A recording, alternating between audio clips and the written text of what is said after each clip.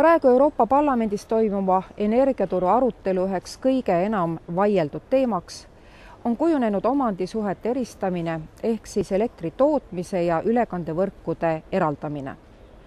Kaks peamist põhjust, miks meie oleme seda toetanud, on esiteks julgeolekupoliitiline.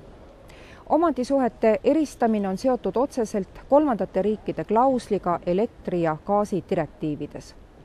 Viimastel aastatel oleme olnud tunnistajaks Venemaa energiafirmade jõulisele laienemisstrateegiale Euroopa Liidu siseturul, kus peaasjalikult just Gazprom on ostnud üles gaasi ülekandevõrke, hoidlaid, jaotuskeskusi ja tunginud lõpptarbija turule, samas lubamata Euroopa firmasid omaenda turule.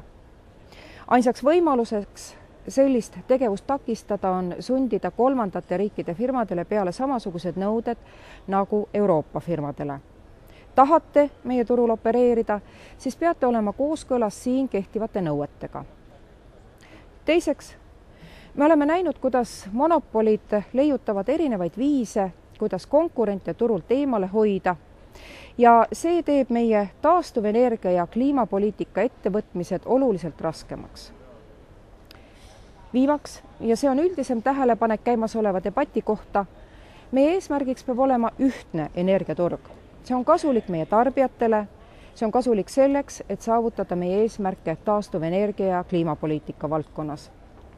Kõik need alternatiivid, mida oleme viimastel kuudel näinud ja mis pole omandisuhete eristamise ettepanekuga kooskõlas, takistaval meid neid eesmärke täitmast.